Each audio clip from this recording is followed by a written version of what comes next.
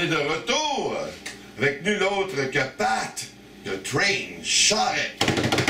Yes! C'est le champion défendant 2017 dans Sly Sim Racing. Comment ça va, mon Pat? Ça va bien, toi, Martin? Yes, ça va super bien.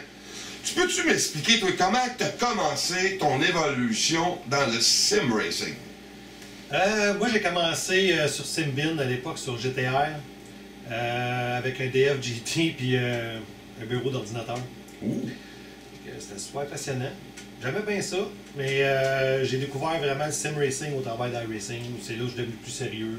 Qu'est-ce qu'il y a de différence entre Simbin, GTR et iRacing? Pour ceux qui ne connaissent pas ça. À mon avis, c'est deux époques différentes. Simbin, c'est avant Sim Racing, avant iRacing. iRacing, en fait, ça a été développé en 2004, mais sorti en 2008. Fait que Simbin, c'est 2004-2005, il y a eu plusieurs versions. C'était quand même pas mal au début. Oui. Dans le temps de Grand Prix 3, ces trucs-là. Oui, un peu dans le même temps que NASCAR 2003. Ouais. Ça a beaucoup changé, beaucoup évolué depuis. Beaucoup. On note le propriétaire, le fondateur de Sly Sim Racing, qui a quelques questions pour toi, mon champion. Oui, la première question, ça serait voiture préférée, Pat? J'en ai beaucoup. Tout ce qui est NASCAR. Qu'est-ce que tu veux dire, en général, il y en a plusieurs NASCAR. Là. Et voilà. Tout ce qui est NASCAR, NASCAR B, NASCAR A, j'adore. Tout ce qui est lousse, qui se pilote pas tout seul, qui se pilote avec un steering et des pédales, j'adore ça. Vivid Supercar, j'adore ça aussi. Clavier souris, ça t'intéresse pas, chauffer ça? Non, pas assez vite. Il me semble qu'il y en a plusieurs, ces pistes, des fois, là. Ouais. Sur iRacing, on en voit. Ouais, surtout online, là, quand on va, on tourne dans le rookie, là, ça arrive. Comme équipement, qu'est-ce que tu possèdes comme équipement chez vous, avec quoi tu nous conduis? Non, je suis assez basic. Ben, j'ai un play seat avec un T300 RS, des pédales Fanatec V3. Ah oui? Ainsi qu'un shifter TH8A et un Oculus. Oculus. Et voilà. T'avais quoi avant ça? 3 écrans. Et la différence? Pour moi, ça fait pas la même effet à tout le monde, mais pour moi, c'est jour et nuit. Je peux pas retourner sur 3 écrans. Explique-moi pourquoi. L'effet de te sembler dans une vraie auto de course. Ah ouais? Tant que ça? Oui. D'avoir les premières fois que j'ai roulé là-dedans, aller essayer de chercher les roll bars au plafond, aller pogner le shifter, mais il n'était pas là. Mais d'aller l'essayer, c'est vraiment le fun. Puis l'immersion, être capable de tourner la tête pour regarder l'Apex arriver, un peu comme dans la vraie vie. Wow. Ça donne, ben, à mon avis, à moi, ça donne une stabilité. Peut-être pas de la rapidité, mais beaucoup de stabilité là, tour après tour. Je pense que beaucoup de monde vont s'en aller sur l'Oculus dans les années à venir. Je pense que c'est le futur, ça. Ouais. C'est pas mal le futur du sim racing, puis même une partie du gaming en général, mais je te dirais, le sim racing, ça s'en va là-dessus. Pas mal tout le monde s'en va là-dessus. Pour les ligues, est-ce que tu roules seulement avec le Sly Sim? Est-ce que tu as l'intention d'aller voir Spinner Simulation, aller tester nos confrères? Il me dit tout le temps ça, mais... Il est tout le temps, il y a 3 enfants dans la maison, sa femme adore au gaz parce qu'il est tout le temps lui à 8h30 qui est obligé de garder tout le monde. Ah ouais, mais c'est que le timing dernièrement, il n'a pas été bon à cause que les virus de la garderie sont venus chez nous. Oui, j'ai l'intention d'aller tourner en ovale. Parce que je suis quelqu'un de. Je suis un rookie en ovale, c'est quelque chose d'inconnu pour moi. Je tourne à l'occasion, mais je ne suis pas très vite, pas beaucoup de technique. L'abbé va t'en passer des setups quand c'est Je pense que oui, il va être capable de m'en montrer, ça c'est sûr. Puis aussi, c'est clair que, on se cachera pas, tu es beaucoup plus impliqué dans le Sly Sim Racing que n'importe où. Y a-t-il une raison que tu as choisi la ligue du Sly Sim Racing? Oui, ça c'est sûr, parce que le pattern de la ligue, c'était moi. Au fond, en fait, j'étais chanceux. L'idée de la ligue, ça concordait carrément avec moi. Tes exigences à toi. Oui, c'est tout ce que j'aime. Du NASCAR on-road. Tu peux pas. C'est comme le summum pour moi, c'est ce que j'aime rouler. Tu as fait une saison pick-up, que tu as terminé, tu as gagné le championnat. Oui. C'était un setup fixe. Exact. Là, on s'en va en Mustang. Oui. Et printemps 2018, après les fêtes, la nouvelle saison Sly Sim Racing commence en Xfinity. Oui. La différence entre les deux voitures, toi en tant que pilote, peux-tu t'expliquer ça au monde? C'est quoi la différence entre une Mustang et une Xfinity? Oui. La Mustang FRS 500, c'est un auto qui n'a pas beaucoup de puissance. Mais c'est un auto qui est technique quand même. Pour être rapide, il faut aller chercher le maximum d'auto. Les points de breakage sont tellement importants. C'est tellement facile de dépasser un petit peu le point de freinage pour prendre la piste qui est quand même super bien réussi. Mais tu vas finir avec 500 en arrière sur ton meilleur tour. Qui veut dire que quand tu as moins de power, tu as même une expression, c'est qu'il faut que tu whines la voiture au max pour être capable d'aller le plus possible avec, c'est ça? Oui et non. Non. La Mustang, je te dirais que c'est le contraire. La Mustang, elle aime, c'est un moteur torqueur, fait que c'est pas tout à fait dans le rouge qu'il faut aller le porter. Puis c'est comme une combinaison de point de freinage, puis quand appliquer l'accélérateur, parce que l'auto tourne avec le gaz. Elle tourne pas. C'est un char qui tourne au gaz. C'est vraiment, c'est ma façon d'expliquer. Moi, je n'ai vu qu'il d'abord au gaz, là, mais tourner au gaz, je connais pas ça. Ça, c'est moi, ça. On s'amuse tout le temps en passant là, sur le TeamSpeak, on rit tout le temps, tout de même. Mais quand le drapeau vert tombe, c'est sérieux. C'est muté. C'est muté. Pat, j'ai une autre question rapide pour toi. On a fait 4 saisons. On a fait Xfinity, on a fait Mazda Miata, Mini Légende et le pick-up que tu as gagné. Mais avant qu'on rentre plus sérieusement dans le pick-up que tu as gagné, je voulais savoir ta saison préférée. Un peu, ça a été quoi? Ouf, c'est dur. Sérieusement, la saison de pick-up, ça a été la saison ma meilleure au fond. J'avais gagné je dirais pas, excusez, tu me donnes mémoire, le Légende. Ouais. Puis c'était une saison qui était tête. J'ai eu tellement de plaisir à rouler avec Bruno Pichette, Kevin Savoie, tous les autres qui ont été là. Ça a été ma saison, ça c'est dans ma tête, et Ouais. j'ai vraiment trippé. Mais en général, toutes les saisons, j'ai trippé. Le B, le Xfinity B, ma peinture en Réo, je l'ai gravé dans ma tête. Je l'oublierai pas celle-là non plus. C'est toutes des vraies bonnes saisons. Ça a tout le temps été des saisons clean, des saisons du monde respectueux. Ça a été le fun.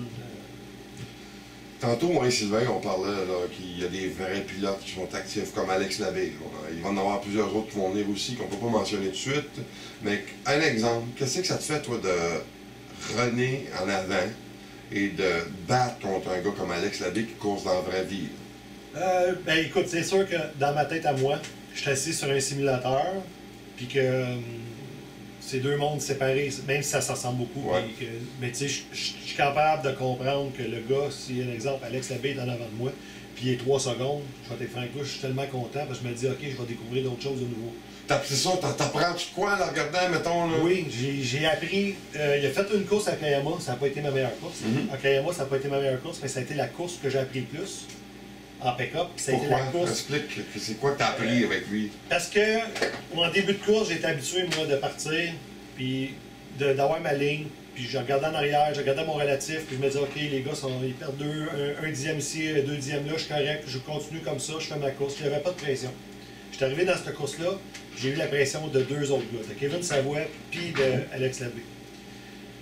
À ce moment-là, je me suis aperçu qu'Alex Labbé, là, en début de course, il avait sensiblement la même ligne que moi. Sans dire qu'il avait la même ligne que moi, là, mais je veux dire, c'était pas mal proche. Ouais. Mais plus la course évoluait, au loin, je le regardais et je me disais, non, il a changé sa ligne complètement. Parce que, un exemple, la dernière curve avant de finir, je me souviens plus du numéro de la curve sur Okayama. Moi, j'arrivais puis je prenais mon apex comme avec les pneus neufs. Mais lui, il arrivait puis il overbreakait, il allait revirer carrément. Il arrêtait quasiment, puis il retournait. Mais le temps qu'il repartait, il était en ligne droite, il ne spinait pas. Puis moi, j'étais rendu là, exemple, puis lui, il aurait fini là. Ah ouais. T'sais, il allait chercher probablement 2 ou 3 dixièmes, juste là. Mais Labbé, on le sait dans la vraie vie, puis même en sim, c'est vraiment comparable. Son style de pilotage, c'est un gars qui est très patient. Il va te laisser aller, il va te brûler, il va te mettre de la pression. Puis des fois, il y en a qui n'aiment pas ça, ils arrachent des portes et des ailes, là. Mais il va te mettre de la pression dans le douce que ça compte. Puis ça, je pense que quand on voit ça, on est un peu fiers quand même de rouler avec des gars comme ça, honnêtement. C'est sûr qu'on est fiers, je veux dire. Puis on apprend de lui. Ben, j'apprends énormément, je veux dire, je peux pas, moi, je veux dire, oui, j'ai eu des autos de course dans ma vie, mais j'ai jamais été un pilote de course professionnel, j'ai fait juste du drag. Fait que, à la ligne droite, Non, c'est pas pareil, là. non, c'est deux mondes différents, fait que c'est vraiment pas la même affaire. Moi, ce que je peux dire de Labbé, quand on course avec lui en ovale, on fait tous des setups ensemble. J'ai le même setup que lui. J'essaye de le suivre. Après 10 tours, il se pousse tranquillement. Puis je suis plus capable d'aller le chercher, c'est fini. Et ça, on ne sait pas comment il fait, mais c'est la patience, je pense. Ouais, la patience, puis la façon qu'en début de course, je me suis battu un petit peu à Kayama. C'est juste pour donner un exemple que lui, il m'a laissé passer, puis moi non plus, je suis pas fou, là, je savais qu'il était plus vite que moi. Je me suis dit, qu'est-ce qu'il fait? Pourquoi qu'il me laisse passer de même? Je l'ai catché assez vite qu'il gardait ses heures. Non, c'est ça. Il est arrivé après, je pense qu'il y avait 15 secondes de retard à cause d'un incident de pit, puis il est venu nous rechercher, puis il a fini premier. Ouais. J'ai fait un entrevue avec son père, Ghislain, je me souviens plus quelle course, je pense que c'était à Vallée-Jonction cette année. Et puis, je lui demandais, ton fils, c'est le gars le plus smooth, le plus respectueux sur la piste. Mais il m'a dit, lui, dans ses débuts, en kart contre son frère, c'était pas de même. Ah non? Et là, à un moment donné, ils ont dit, calme-toi, calme-toi, calme-toi. Puis ça a l'air qu'il écoutait tellement qu'il disait, Alex, réveille-toi, il reste 15 tours, là. Tout le temps d'y aller, là. On voit un peu ça pareil, là. Tu sais, c'est vraiment le fun. Non, le gars, il est capable de gérer une course. Ouais, c'est fou. Ça, là-dessus, là, c'est impressionnant. Puis c'est ça qui me fascine, moi, d'être capable que nous autres, on est capable de vivre ça avec ce gars-là. Tu sais, il nous montre ça, lui. C'est la vraie vie, puis il le fait avec nous autres sur la piste, c'est la même chose. C'est intriguant d'emmener, parce on pense qu'on est rendu au bout. On pense qu'on n'a plus de porte, on n'a plus de fenêtre d'amélioration. Puis t'as un gars qui arrive comme ça, puis qui va te chercher trancher 8, 9, 10 secondes. C'est fou, hein? Il est allé le chercher où? Mais là, quand tu la regardes rouler, tu te dis, il est allé en chercher là, il est allé en chercher là. Puis ça, c'est ce que j'ai vu. Il y a bien des affaires que j'ai pas vu. J'ai pas vu ses points de freinage. Je peux en nommer longtemps. Mais moi, je trouve ça le fun. Ça amène du piquant au même niveau que ce que j'ai fait, au fond, ma saison de légende, je l'ai gagnée en ayant étudié Bruno Pichette. Merci Bruno. Ouais, c'est bon. Moi, pour ce qui est de la part de la vie, je peux vous dire que c'est le fun de rouler avec ce gars-là. Puis il apprécie vraiment de venir courser avec nous autres parce que lui me le dit souvent, il dit ça me garde dedans. Puis je comprends pas. T'es un char de 3400 livres, là, t'es assis d'un banc, ça bouge pas. Mais, comme d'autres pilotes ont dit aussi, que quand ils sont là-dessus, ils voient les erreurs qu'ils font. Ouais. Fait que c'est un très bon outil. Là. Puis on en connaît comme des gars sur iRacing qui ont commencé là-dessus, que présentement ils courent en Xfinity, et puis ça partit de là. Ouais. C'est vraiment intéressant à voir. As-tu d'autres questions à rajouter à ton champion? Oui, moi, ma dernière question, en fait, c'est si tu veux faire un petit retour sur ta saison de Cup, nous dire un peu ta préparation, comment tu t'es conditionné à faire la saison complète. Là. OK. Je vais vous compter la saison. Ce qui est arrivé, c'est que la pratique de la saison, j'ai cafouillé. Qu'est-ce que tu veux dire que tu as cafouillé? Ça a été une pratique nulle. J'ai parti avec le mauvais steering ratio. J'ai piloté en pied de céleri. J'ai fini, je pense, je vais dire dernier. Là, j'ai pas fait, je sais plus comment j'ai fini. Je vais dire dernier. Ça a vraiment mal été. J'ai eu peur. Ah ouais? Oui, j'ai eu peur. J'ai dit, oh, quelque chose qui marche pas. Je prends ma place. Là. C'est pas le NASCAR B. Je ne reconnais pas. Fait que je me suis mis à pratiquer. J'ai fait, avec la course, la première course de Watkins Glen, j'avais 10 heures. En finissant la course finale, j'avais 10 heures de temps. OK. Total. Wow. J'avais, je pense, 380 tours. C'est fou, hein? Puis là, j'ai dit, mon Dieu, j'ai fini premier, puis ça a été facile. J'ai répété la même affaire la course suivante. Puis après ça, j'ai commencé à modérer, je me suis aperçu que j'étais correct. J'ai pris confiance, puis j'ai réduit un petit peu le temps de pratique. Vers la fin, je pratiquais 4h30, 5h, des fois 6. C'est à peu près ça. Mais ça prend ça, c'est temps, le monde ne comprenne pas ça.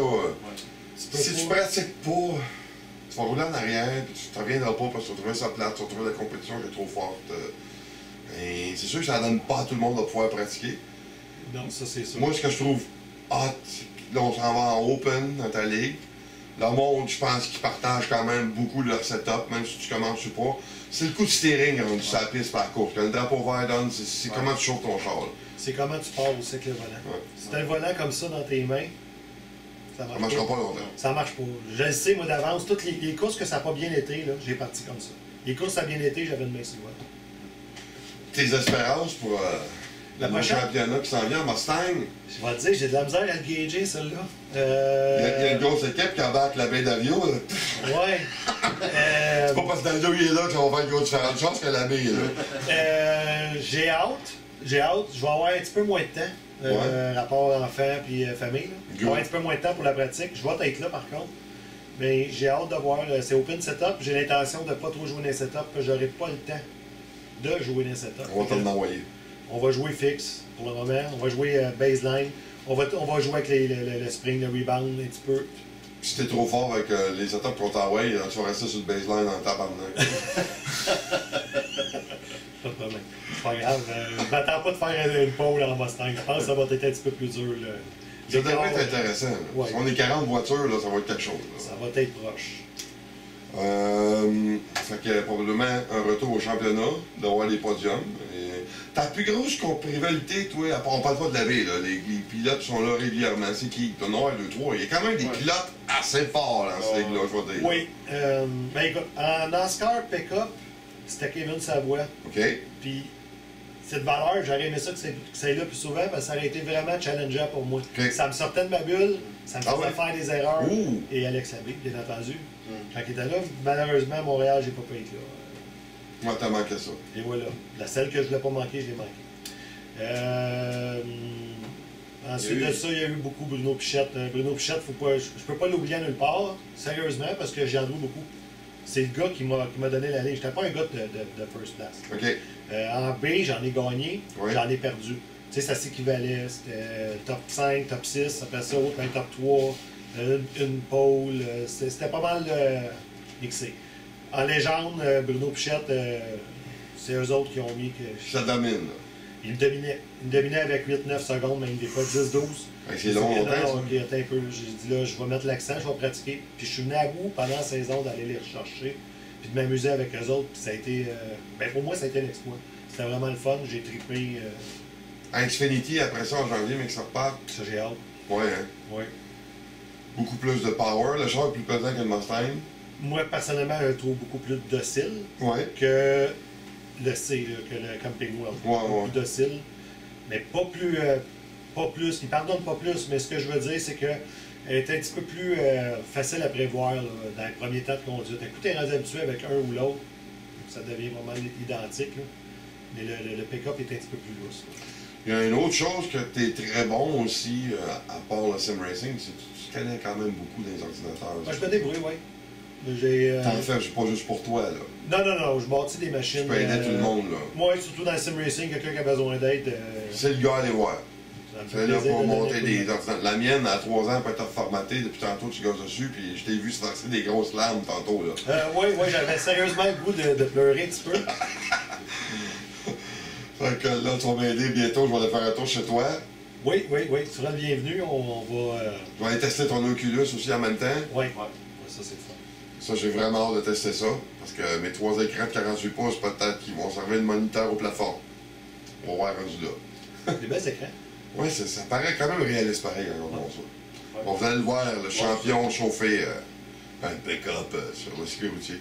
Là, je sais pas, je vois le pick-up que tu chauffais là, à l'écran. On voit mon commanditaire du Wood. Qu'est-ce qui s'est passé? Un petit sortie de piste? C'est pas un Xfinity Ford Mustang. Ah, c'était de la Ford? Oui. Puis moi, je suis pas habitué, je suis un gars de GM. Je pensais que c'était le chevreuil qui avait passé dans la 4. Apparemment, qu'il y a un Galloper, c'est tombé là. Galloper! Ouais. C'est plate, ça. T'as-tu des choses à rajouter, toi, pour la saison qui s'en vient, mon cher The Train? C'est moi qui parle. On s'amuse, là. Non, écoute, sérieusement, oui. Un gros merci à Slicing. Oui. C'est clean, c'est respectueux. Le grabuge, quand il y en a, ça ferme. C'est fini. Il y a toujours un bon mot pour calmer les affaires. On le sait, on est tous des hommes. La testostérone, des fois, après une course, des fois, ça fait des drôles de Ouais, moi puis Sylvain, on a un peu de la testostérone. Non, c'est... Personnellement, moi, c'est le summum du sim racing dans cette ligue-là. Avec un simulateur, un software de simulateur qui est comme le summum du sim racing aussi. Fait que Slice Sim, pour moi, c'est la meilleure ligue qui existe avec Esplanade. C'est vrai, pas vraiment qu'est-ce qu'il dit, là, que c'est vraiment contrôlé. Puis t'as pas le choix, parce que dans toutes les ligues, il y a toujours des maudits gérants d'estrade vide qui essayent de dire aux autres quoi faire, puis ils s'embarquent sur les pages Facebook, puis ça se défoule. Slice, c'est un gars poli, direct, ça débarque, c'est fini. Moi, j'apprécie beaucoup. Exactement. Ben, merci. Donc, on va voir notre champion à l'œuvre, ne manquez pas ça. C'est quand les journées de broadcast pour Slice Sim Racing? On revient les lundis, 20h30 à 21h30 en direct et en pratique. Le mardi, c'est de 21h à 22h. Le jeudi, la journée de la course, on a 40 minutes de pratique, 30 minutes de qualif open et 45 minutes de course avec petit stop obligatoire. Le lien qu'on va aller voir ça, c'est où? Slysim.ca sur Facebook ou sur YouTube, vous pouvez chercher Sylvain Bernier, Slysim.ca, c'est tout là aussi. Un gros merci à toi, mon cher champion de Train. J'arrête. Et Sylvain de Sly Sim Racing. Nous, on s'envoie, on parle de sim dans 30 jours. Merci.